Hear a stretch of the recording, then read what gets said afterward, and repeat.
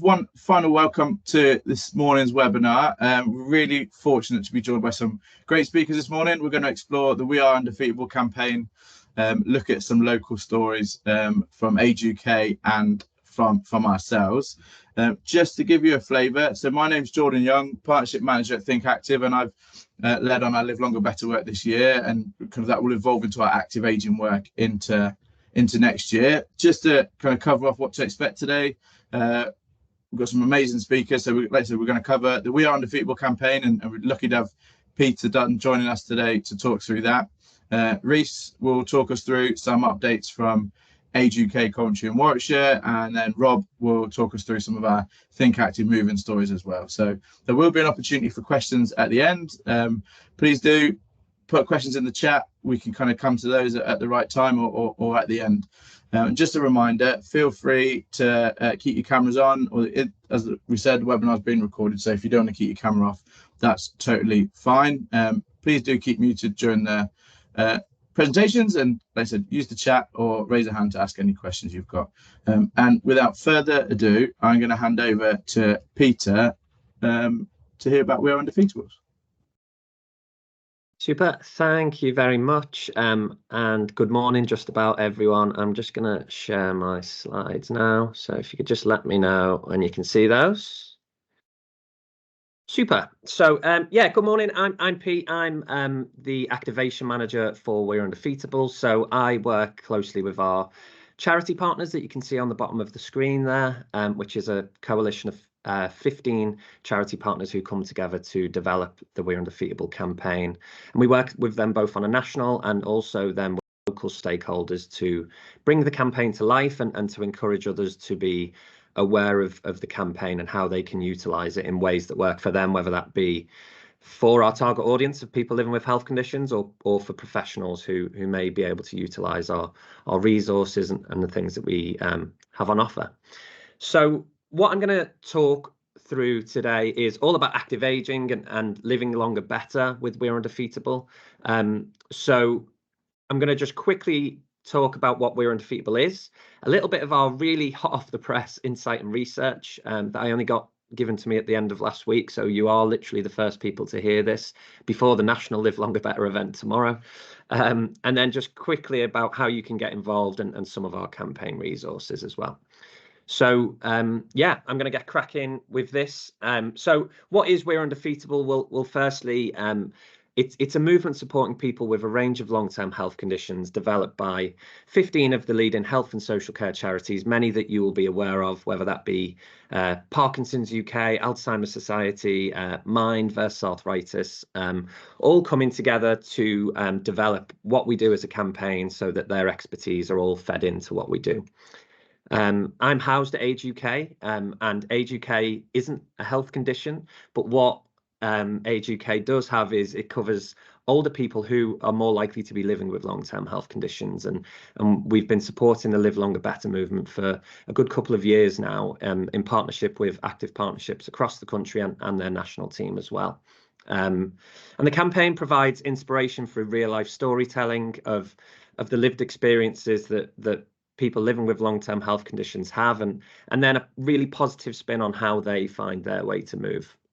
So we've got a range of resources and tools available to support people to be more active in a way that works for them and for their conditions. And the campaign acts as a trusted universal offer for organisations and professionals to signpost to, and can really work in a nice supplementary way to local activities and services that may be more community-based. And I should say that all of our resources and tools are condition agnostic. So we don't deliver condition specific information ourselves, but what we do have is obviously the ability to signpost onto our charity partners who then go and give condition specific information. We focus on multiple long-term health conditions and supporting people to move in a way that works for them. So really just to set the stall out, just some of the key hitting facts around physical activity for long-term conditions. In England, 43% of the population has at least one long-term health condition, and the percentage of those who are active with long-term health conditions decreases as people then gain one or more impairments or multiple long-term health conditions. And some of the hard-hitting facts is that People are 2 times as likely to be inactive with a long-term health condition compared to without, which sort of shows that widening health inequality that can be had for this target audience. 1 in 6 UK deaths are due to physical inactivity, and 40% of long-term health conditions could be prevented by reducing inactivity. And then when we build upon some of the challenges that older people face who are living with long-term health conditions, which we'll touch upon shortly, then you can see that the widening of those health inequalities can go even further. So here's just a couple of examples of what we do and how we inspire others through real life stories. So we've got Isla's story that we're going to play next. She lives with multiple long-term health conditions and does activities at home, such as dancing and moving with her daughters. We've got Phil, who's a stroke survivor and also lives with cancer. Again, he does his rehab exercises, likes to go to the gym, but also does home-based activities. We've got Meg, who lives with diabetes, and she likes to get out and do walking with her family, some meditation and dancing around the kitchen at home, as you can see there. And we've also got Jagdeep, who lives with Parkinson's, and his activities are boxing and again, walking and doing those daily activities with his family.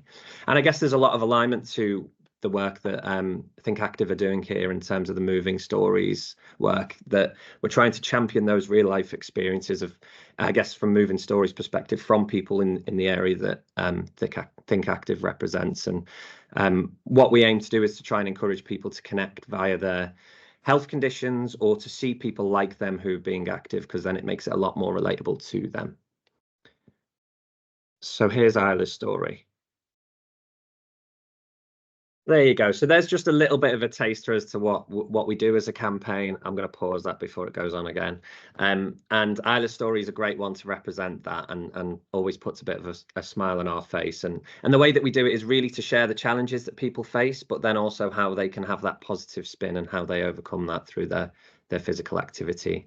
We do have over 30 campaign stories on our website, which you'll be able to link through to when we send the slides around, or I can put some links in the chat later as well.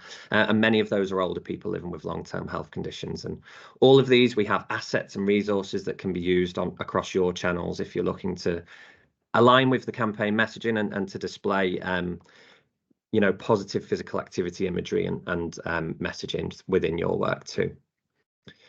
So what I really wanted to quickly touch upon is some of our latest insight and research, which has been compiled specifically for the Live Longer Better movement.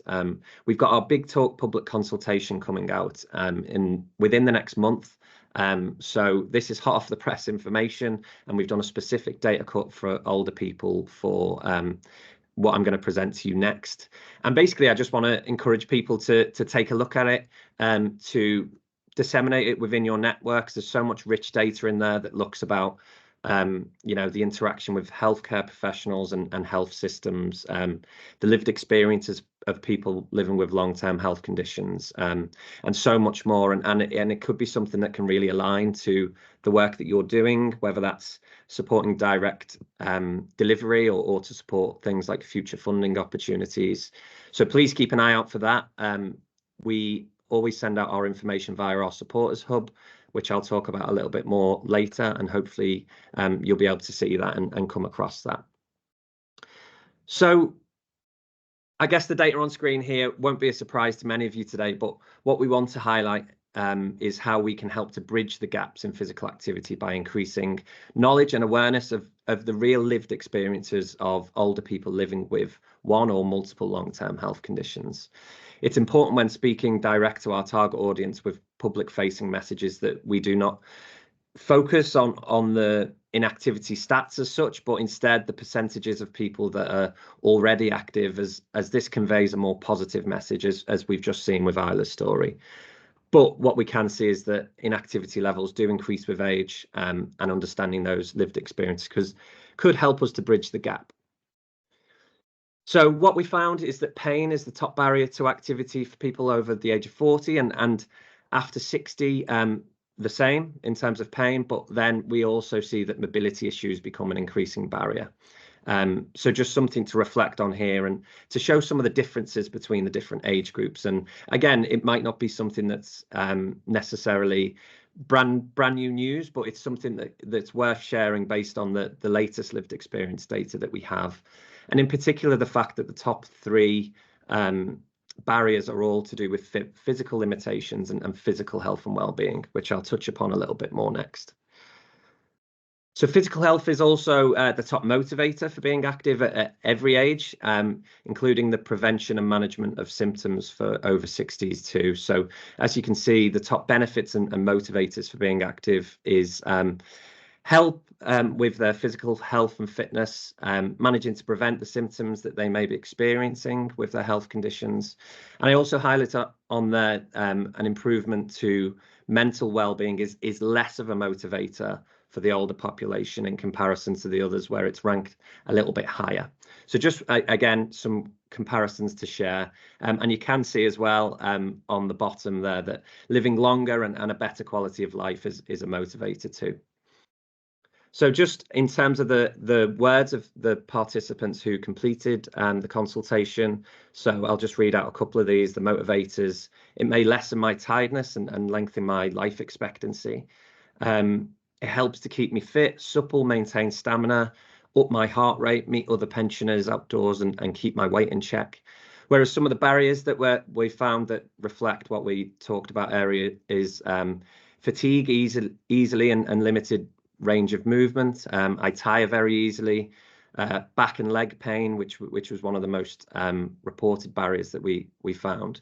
So this is what we're hearing from the target audience, and I think really rolls into what we're finding next in terms of one of the gaps, which we're actually calling this the empathy gap, and it's something that we're finding through our research, and probably one of the most hard-hitting things that come through in our insights is that there's a gap in understanding the barriers that older people living with long-term health conditions face.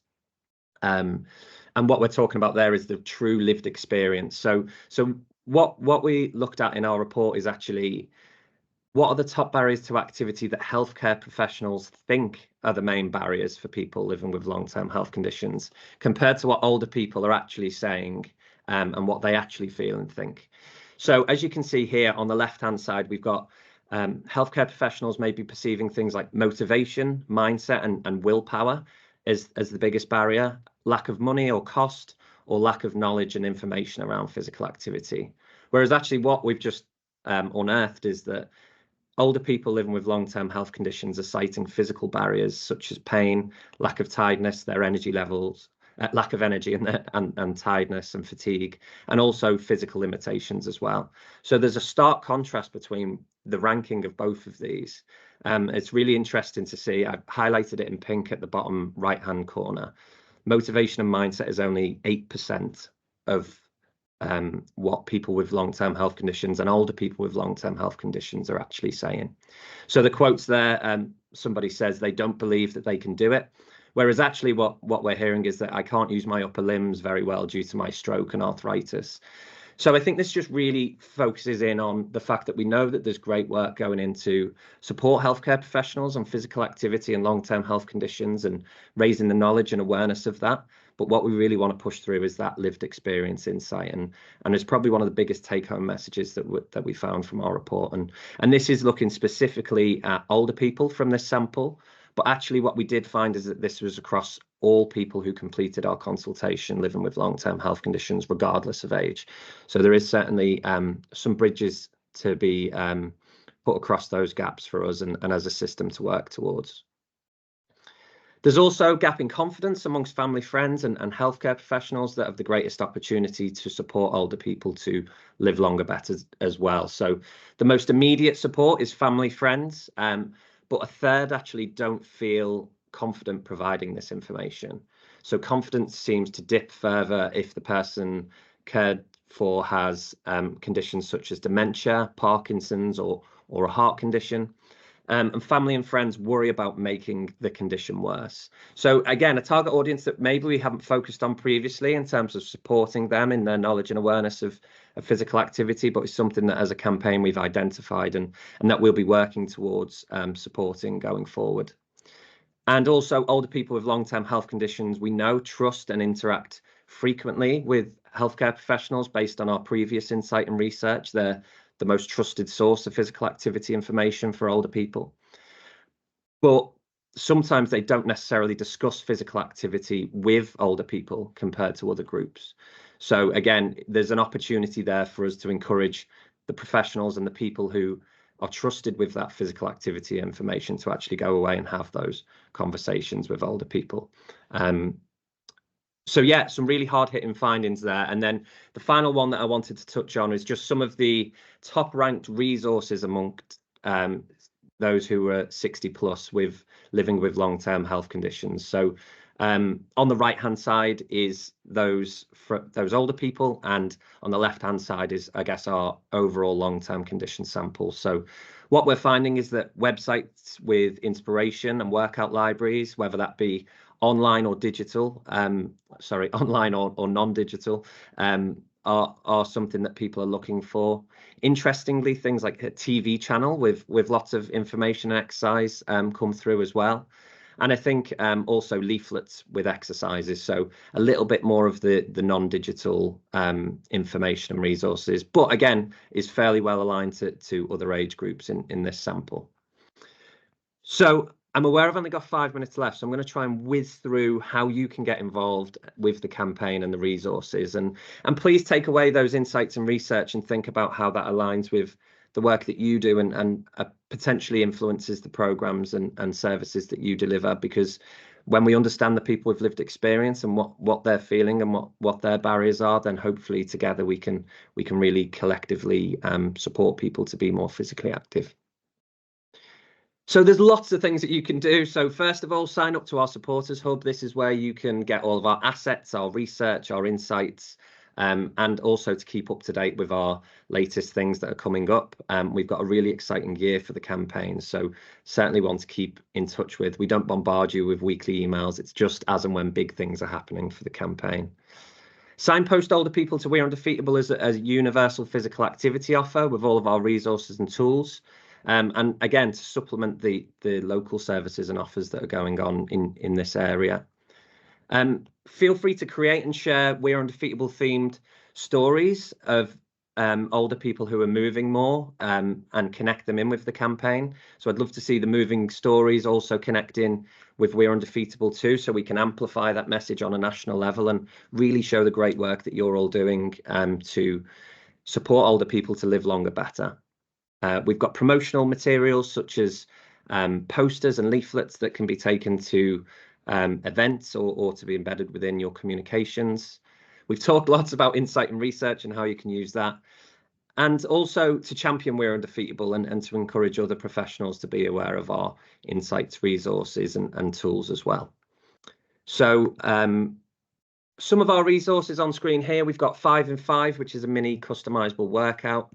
Our We're Undefeatable website has lots of activity inspiration, like relaxing while being active or finding ways to be active for free, which can just give people a little bit of inspiration to move more and find something that works for them. We've got a YouTube channel, which is home to a range of We're Undefeatable physical activity routines with the likes of Gokwan and Bill Bailey from our latest campaigns, but also has our charity partner resources on there as well. So definitely take a look at those. And just before I finish up, I really wanted to share what's coming up for the campaign this year too.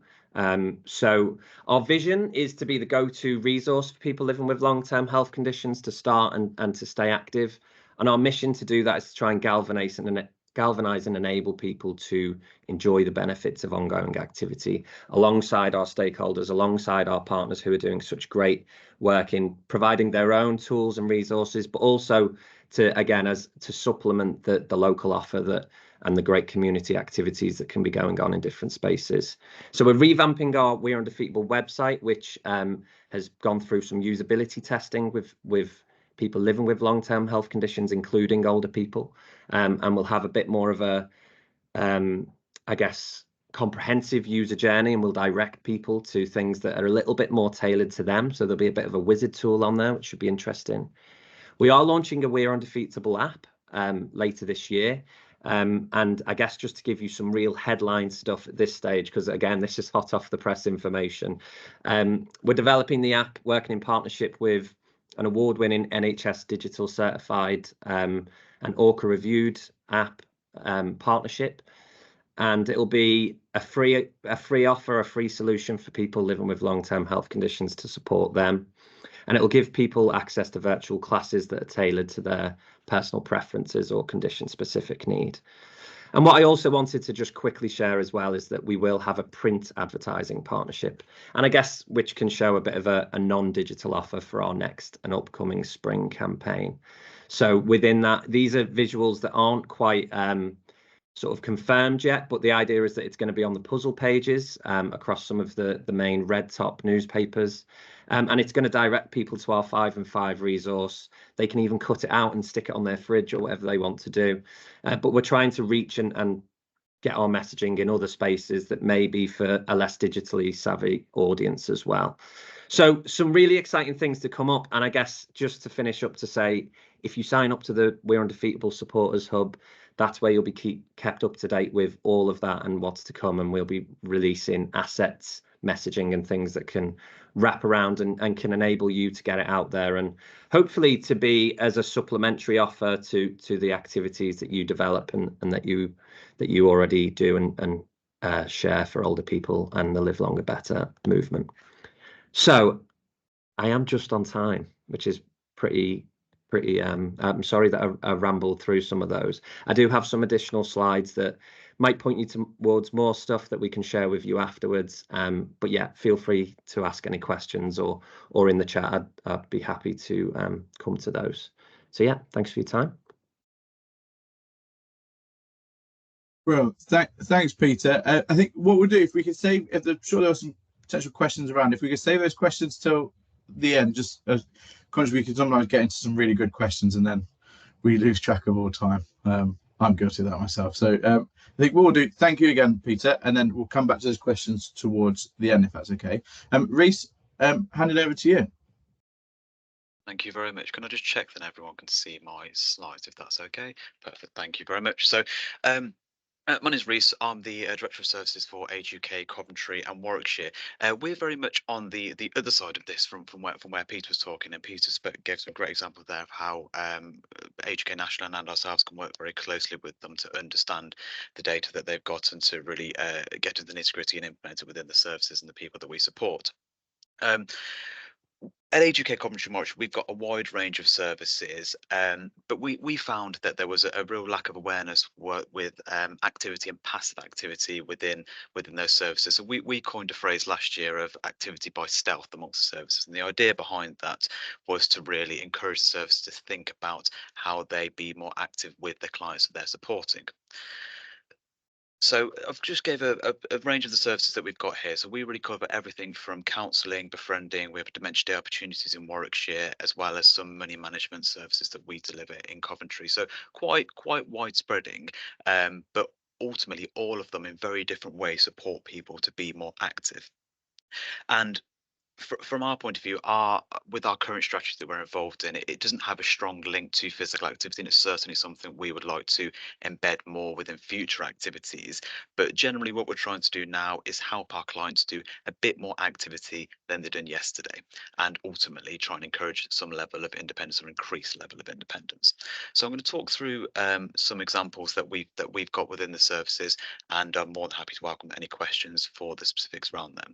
So this slide that we've got here just gives a general idea of the amount of people that we're supporting. Some of these figures are a little bit out of date now. I'm sure Scott, our marketing officer in the call now, is probably shouting at his screen saying, no, Reece, those numbers are higher than they were, but they give a real good insight to the number of people that we're supporting. So nearly 8,000 we're supporting now, nearly 87,000 individual contacts. So really strong numbers, and really shows how we speak to a lot of people and actually should be playing our part in helping keeping these people active. So my first example that I've got here is a client of ours that accesses our home support service. So home support generally help people with bits and bobs around the home. Annoyingly, frustratingly, over the last multiple years, they've really been coined a cleaning service, which is certainly what they're not now. It is a chargeable service at £22 an hour, but this is a great example about how we use our support workers to benefit clients away from that normal cleaning, cooking that they possibly could get a family member or somebody else to do. So this chap that we've been able to support here is a 50-year-old male, and his support worker takes him out to trips. We've given an example here of the British Transport Museum. and just generally around the city centre. But he goes out on an awful lot of trips, and actually this chap actually here has a great interest in plane spotting, and our support worker Peter takes him to various airports around sort of the West Midlands or East Midlands area, just to go and sit in the car and plane spot and maybe do a little bit of walking. But the example we're given here about the Transport Museum is actually a really amazing one. He did give me the stats behind their steps, but I won't try and lie and remember them. But they did an awful number of steps going around the Transport Museum, as well as being able to have that befriending social inclusion part that they could have had through the cafe area there. There's a great quote there from our support worker who says that he feels humbled to play a part in the challenges in his clients' well-being, and we find our support workers really do take responsibility in supporting their clients and really advocating for them to make sure they improve their quality of life. I'm mindful that that last one is a chargeable service. So I wanted to put a bit of spotlight on our hospital social prescribing service, which is a free service across the Warwickshire hospitals where patients are supported with their discharge with the discharge pre and post discharge, with the ultimate ambition of preventing readmission. So this lady here was supported at the Hospital of St Cross in Rugby, and is a 63-year-old lady. Um, there was she lived, if you know the area well, she lived in Royston, but it was just a bit too far away to be able to access any form of activity or realistically to really get out of the property. Her nearest bus stop was around 200-300 yards down the road, so it was a bit of a walk for her. And what our social prescriber Nicola was able to do was link her in with some local services and local activity centres that were a bit close to the city centre, which was great. But ultimately, it then meant there was a transport issue. And what were then able to do was help support this person to get into an assisted living complex in Rugby, where they could easily access activity through the assisted living complex, but also be able to leave the complex and go to some places where they could have more activity with maybe a broader range of people. And again, there's a great quote from our social prescriber there. So it's just about giving support in a non-judgmental way, which is absolutely brilliant. Another example that we've got here is the Gilbert Rich Centre. So this is a community centre which we have in Coventry, in Elsdon and Coventry, and it really is sort of a one-stop shop for any forms of activities. It's easier to say what we don't do than what we do, but we've given some great examples there of what we do, and there's also some great quotes there from some of our volunteers and attendees. But there was a particular two people in particular that I wanted to put a bit of spotlight on. One of them is Diana Slocum, who you can see the name at the top of the page there. She did categorically tell me that I wasn't allowed to put a picture of her in this. So if you go onto our website, I think there is a picture of her somewhere if you'd like to see what she looks like. But Diana is our lead volunteer at the Gilbert Rich Centre and really advocates for the clients that join the centre, and if any of them show any inkling of any interest in a particular activity we don't do, she will move heaven and high earth to make sure that we can get a lead volunteer to deliver that activity in some way. The other person I want to put a bit of spotlight on was a lady who delivers our dressmaking class. So she is not, I think she's 92, I believe now, 92 years of age, and she is a great example of how people can stay active, can be passively active in the in as they age and as they become an older person. She leads on the dressmaking class now and has done now for I think 2 years, and she also done it pre-COVID as well. Um, she would never be able to go to the gym like I'm sure many of us could in this room and don that lycra and get those leg warmers on and do some sort of exercise class. But what she can quite happily do is for 90 minutes once a week, whiz around this fairly large classroom and help people with their various problems and issues they've come across when they're trying to make that new dress or that new blouse or those new trousers. And I think that's just a great example about how people can be more active but ultimately do something they love. And like I say, she's not someone who could don that lycra and get down to the gym to be active in the traditional sense. So that's very much in the wheelhouse of the support that we've been offering to people through the social prescribing support as well as the home support. The very last one, and I'd like to think Jordan's going to thank me for this one, is a shout out for the Think Active newsletter. So if anyone hasn't seen it already, I would encourage you to sign up to the Think Active newsletter. As with Peter's, they certainly don't bombard you with loads of information. It's just a really quality newsletter that puts a good spotlight on services and local support. This is something that we included within their most recent newsletter, and it's our Dementia Day opportunities that is in Warwick, in James Court in Warwick. And what we were able to do was have two people who are in the middle of your screen there join to do some singing and some dancing for all music that was involved within the 70s. So this involved, if we look onto the right, some standing exercise in the form of dancing, as well as some seated dancing as well. We really found that everyone got involved in it, and everyone was really able to contribute and sing along and tap along to it. So again, another great example of how people can incorporate activity into sessions which necessarily aren't designed to be for activity and very specific movements. That's pretty much it for me. But what I would implore you all to do is to think about how within your roles and within your services you can incorporate more activity and more movement.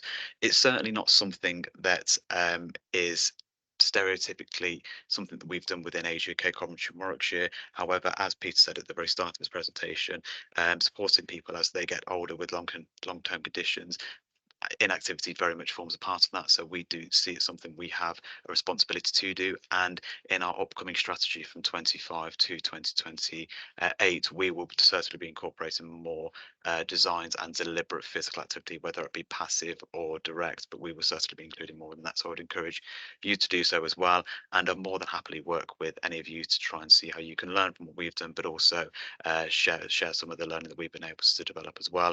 And I think from ourselves, we'll definitely be working with the likes of Peter, Jordan, and Rob, who you'll be listening to soon, to try and incorporate more physical activity into our sessions.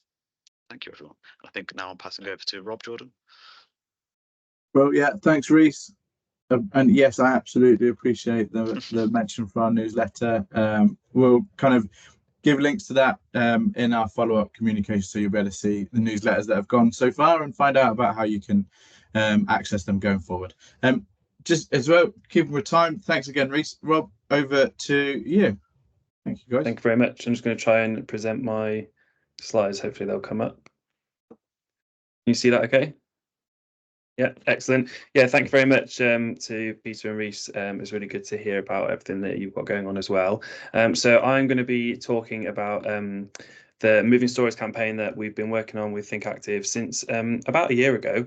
And the whole purpose of the campaign, it's very much a communications campaign. It was around shining a light on ordinary people from across Coventry, Warwickshire and Solihull, and, you know, showcasing the way that those individuals or groups are using physical activity to improve well-being amongst people in the community. And so I'm going to talk through some examples of the stories, all of which are published and featured on the Think Active website.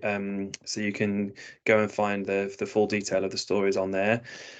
So in terms of the Moving Stories campaign to date, we've so far captured around 20 story case studies, and we've really tried to showcase a broad spectrum of ages and demographics and locations across the Coventry, Warwickshire, Solihull region, different activity types and ability levels. And it, you know, we found at one point that we were kind of showcasing lots of people that had done like superhuman feats of kind of physical activity and gone all out, kind of changing their life dramatically. And we made sure then to kind of feature others where it is just about, you know, the walk to the shops every day, or kind of a simple weekly club that they attend, to make sure that people could see themselves portrayed in the stories that we were sharing. So I'm going to share a couple of examples of those with you. The approach for Moving Stories was very much you know, doing it as a people-centered approach. So we wanted to really feature real life people, show their faces. We use photography to capture brilliant images of them in their everyday situation or doing the activities that they have used to improve their well-being. And tell the stories in detail. So looking at the before, the during and the after, the experience that they've been having. So, you know, where was their life before? How has the physical activity they've been participating in kind of impacted them, and the changes that they've experienced because of it?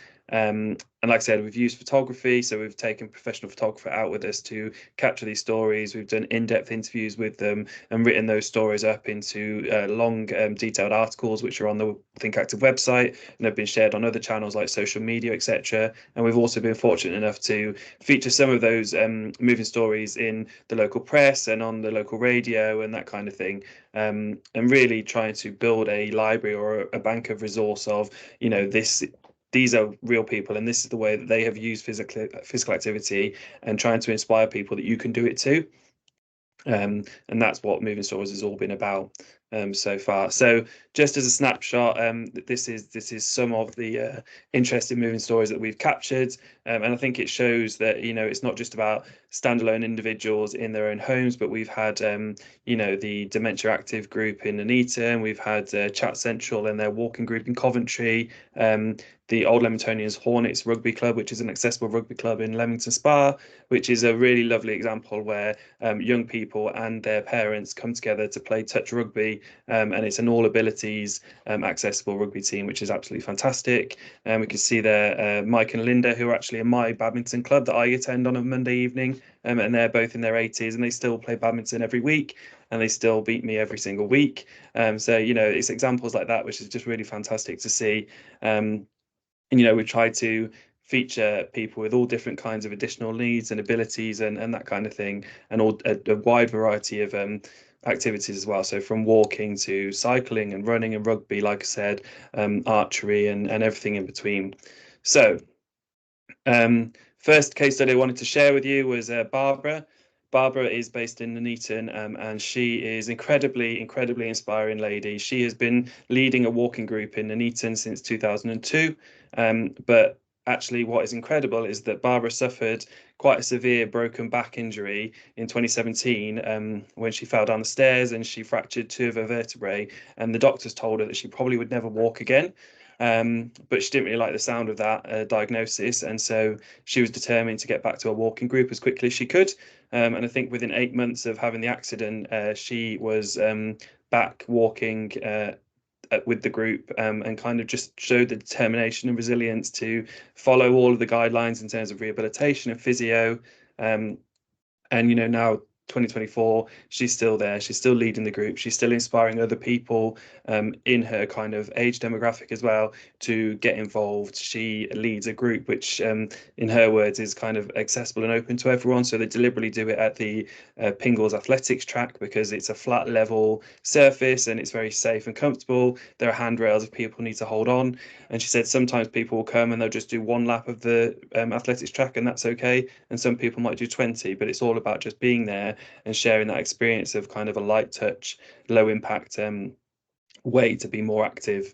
And she's, as you can see from the quote I've included from her on the screen, she is truly devoted to her walking and her own fitness and supporting others to kind of take on that challenge and be involved. So the next one to focus on is the wonderful Dee. So Dee is one of those superhuman efforts that I talked about earlier. She's an incredible lady in her 50s, and she completely transformed her life, as you can see from the pictures that I've shared on the bottom there. The before photo to the after photo, where she was competing on a national and international scale in bodybuilding after losing 20 stone in the space of 3 or 4 years, was just phenomenal. And she had a series of very difficult health conditions that she was trying to overcome, and she said herself, before she found and fell in love with bodybuilding and weightlifting, she was too immobile to walk anywhere without a frame.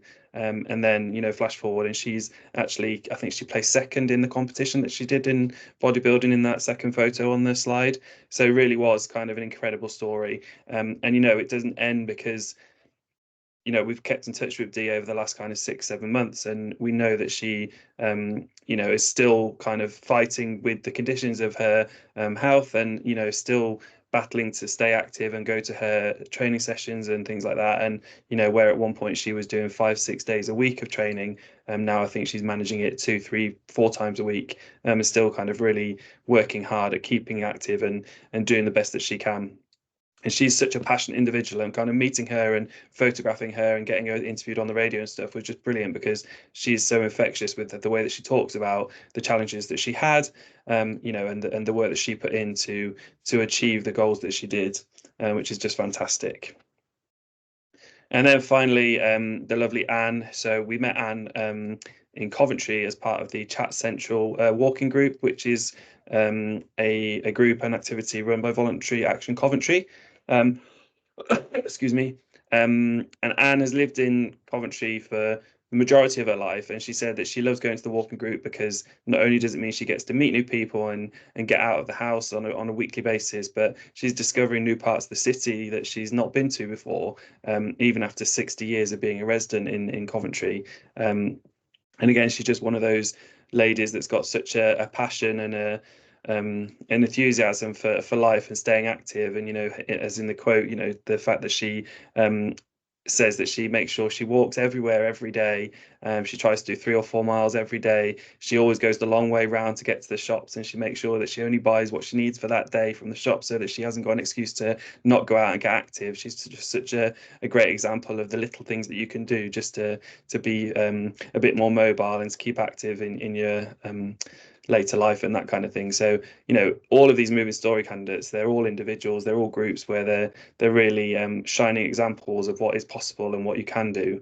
And that's just 3 kind of simple examples. And like I said, all the full case studies and stories are featured on the Think Active website. We've done about 20 so far. And you know, there's plenty of stories that are not yet written out there, and we continue to look for new moving stories to capture, to inspire more people, and to showcase the different ways that people can use that physical activity to improve their well-being.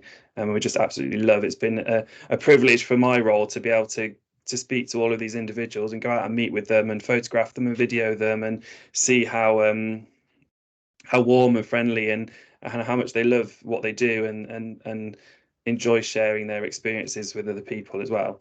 So yeah, that's moving stories. Amazing. Thank you, Rob. Thanks for sharing. I really do appreciate your time there. So just kind of bringing it back, I guess I just want to open up to the floor, really. Are there any questions? If advanced one, if there's no questions, then we might have time to squeeze something in from Freedom to Move, maybe. Is there any questions for any of the speakers? I've got it. I guess I'll lead with one, and probably for Peter. Peter, what's your I guess like key takeaway? Like if there's anything that We Are Undefeatable has I guess shown you about how being active, obviously through that lens that Rob just talked about, it could look so many different ways. Like, what's your like key thing that stands out to you more than anything else? I think it's the fact that, you know, every journey is slightly different, whether that's a person living with from one long-term health condition or one older person to the next. You know, I think it is the lived experiences and the real life aspect that we really need to be championing, and that resonates so well with our audience. We find that through our campaigns that it's very relatable, that we're helping to change the narrative a little bit around what exercise looks like. It doesn't have to, you know, it was mentioned by Reese and Rob, it doesn't have to be structured exercise in particular spaces. It can be any sort of activity that can encourage people to move more. So I think, yeah, it's taking on that lived experience, but also then, I guess, taken away some of the messaging and that tone of voice to then encourage other people, other older people living with long-term health conditions, that they can be active in a way that works for them too. And I think Rob and Reese both touched upon it, that it has to be achievable and it has to be something that they can do. We've heard such great stories of probably 90-year-olds who were doing marathons and stuff like that, but for the audience that we're looking to reach, to inspire them to start their physical activity journey, we really need to make sure that it talks to them and is relatable to them. And I think moving stories and all of what's been shared today through the storytelling is a testament to that. So yeah, biggest one is that lived experience, and trying to understand that as best possible. Well, thank you, Peter. Are there any other questions? There's a couple of notes in the chat. I don't know if Peter and Reese, you wanted to just speak to those briefly. Reece, do you want to go first? Yeah, sure. It was just me sharing the guide to later life. So it's better off to access it through the link rather than saving it, 'cause we'll be publishing a new one soon. You'll see that's from March 2023. But it's basically a whistle-stop tour of all the services that we've got within Age UK, Coventry and Warwickshire. I'd more than happily meet with anyone or speak with any of your teams to advocate for our services and find out how we can maybe either work together or for your clients, patients, friends, family to access our services. I could go on for ages and ages and ages about all the services in there, so I won't bore you and do that. But please do take a read through it, and do give me a shout if you need anything whatsoever. Thanks, Reece. And Peter, your note? Yeah, that was just our campaign supporters hub. I feel like, because I was whizzing through the last couple of slides, that's just to say that's where our main campaign website is there to inspire people with health conditions and older people to be active, and it's public facing, whereas the supporters hub is like sort of the professional facing, business to business area, where all of our assets and our research and resources are all housed. So you can go in there and download them, and you can utilize them within your own social media channels and connect in with the campaign that way, or utilize them across things like blogs and newsletters, and however you want to sort of display that physical activity messaging. So the first place to do that is to sign up to our supporters hub, which is in the chat. And as I said, if you sign up to marketing emails, then you'll always be kept up to date with the latest messaging and campaigns that are coming up, and hopefully gives you opportunity to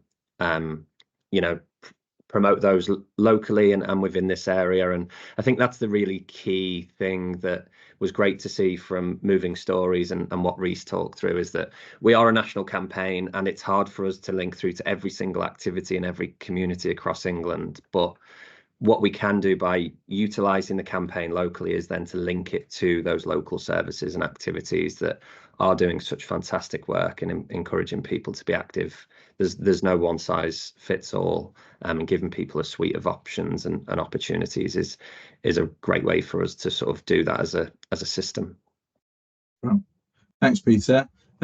Just keen to try and capture some feedback if possible. So I'm going to put a link in the chat, and there's a QR code on screen, whichever is more convenient. I say the QR code will be on screen when it actually loads. Does that come up yet on anyone? I'm trying to load through it. We really do value your feedback though, so I'll post a link in the chat, which might be easier to access. I think it's just starting to load up now, but there's the QR code on screen, which I'll leave on there, and I really do appreciate all of your feedback for these webinars. And what I'll also put in the chat and in our follow-up communication is just a link to kind of all of our kind of resources that we've kind of been able to pull together. So between kind of national campaigns, our newsletters, previous webinars, this webinar will go on there as well, and any of our other resources that kind of head to kind of our Think Active website. We try and pull as much together as possible. Where when necessary, we'll signpost to other people. There's some fantastic resources, and rather than loading them onto our website, we can signpost you to directly through to, say, the We Are Undefeatables campaign as well. So if I could ask you to take a look at that feedback form. It should take 5 or 10 minutes. It shouldn't take any longer than that. And while you're doing that, I'm just going to ask our speakers, if possible, I might put them slightly on the spot and just ask them for what their one kind of takeaway message would be from today, if they could leave you with anything. So I'll give them a minute to think, and then I'll come around them in order. So I'll probably go Peter first, then Reece, then Rob. So I'll leave that QR code on the screen for just 30 seconds more, and then we'll come to our speakers to close. I'm happy to go first. I think the biggest takeaways for me is just, I guess, thinking about what we can do collectively. And I guess for people who've joined the call today, if we've probably talked a lot at you, and there's been a lot of things that we've said that you can go away and do, but it'd just be great to, if there's one thing that you think that you can embed within your work, your role, or even linking with friends and family and people that you may care for yourselves. If there's one thing that you can take away today, then it'd be great to hear what that may be for yourselves, and to think about how you can embed physical activity and the Live Longer Better movement within what you do. So that would be my take home, is sort of merging that lived experiences together, but also just encouraging you to think about one thing that you can take away to connect all of this and to be champions of this within the work that you do. Well, thank you, Peter. Reese? Yeah, certainly agree with everything Peter said there. I think from my point of view, I think looking at the stats, they can often be very, very daunting to look at. And if you've not taken part in any physical activity, often people become worried about the risks and how it can impact people. There is a very measured approach you can take with that, and doing absolutely anything is better than doing absolutely nothing. So I would encourage you to do exactly that. Additionally, work with partners, work with people like Peter and those that Think Active, work with absolutely anybody to try and embed some sort of movement within the sport that you're offering people, or the sport that you're advocating for people. And I would certainly speak to the benefit that we've had within Age UK with working with people like Think Active, and we've used some of the resource from We Are Undefeatable through conversations with Peter as well. So I really would advocate for them, and encourage everyone to do so as well. Well, thank you, Reese. And then last but absolutely no means least, Rob. Yeah, I think the biggest thing is collaboration. The collaboration is key, because there's so much that we can benefit from kind of sharing the resources, sharing the stories. And on that, as I said on my final slide, like, there's plenty of stories out there that aren't yet written. And I think, you know, everyone can refer a potential future moving story to Think Active, and we can go out there and kind of shine light on those individuals even more, to kind of build that inspiration, that library of resources and content that will hopefully get more people seeing themselves in the stories that have been shared. So yeah, collaboration, I would say, is the biggest thing. Thank you, Rob. Thank you very much. And thanks to all our speakers. Just to conclude, just to bring some of those messages together, and just to re-emphasize kind of what we're about at Think Active. And I think the messages has come throughout this, but just really re-emphasize it, that we now know there's a consensus statement around risk, around physical activity, and that the benefits of taking part in physical activity outweigh the risks of inactivity, and outweigh the risks of being active for those people with long-term health conditions. Physical activity is safe, even for people with symptoms of multiple long-term health conditions, and it's never too late to start getting the health benefits. The guys have said it already. If you're doing no activity at all, can you do a little bit? And it's not about going from 0 to 100, but if you're doing nothing, can you do a little bit? If you're doing a little bit, can you do a little bit more? And if you do start to experience a dramatic increase in symptoms, of course, stop and seek medical attention. But apart from those cases, everyone's got their own starting point, and the benefits do massively outweigh the risks. So just for me, we've kept to time, so that's a rarity on our webinars. There's so much good content to get through. There'll be tons of great resources, I'm sure, that we can share with you from Peter, from Reece, and from Rob, and signposting to those websites and key places you can find more support will be available as well. So before we finish, just a massive thank you again to all our speakers. Peter, thank you very much. Reece, thanks again, and Rob, thank you for joining us as well. Really do appreciate it. And thank you to everybody for joining us and giving up an hour of your time. And I'm sure everyone's incredibly busy, as we all are, but really do appreciate it. So thank you, everybody. Have a good rest of the day.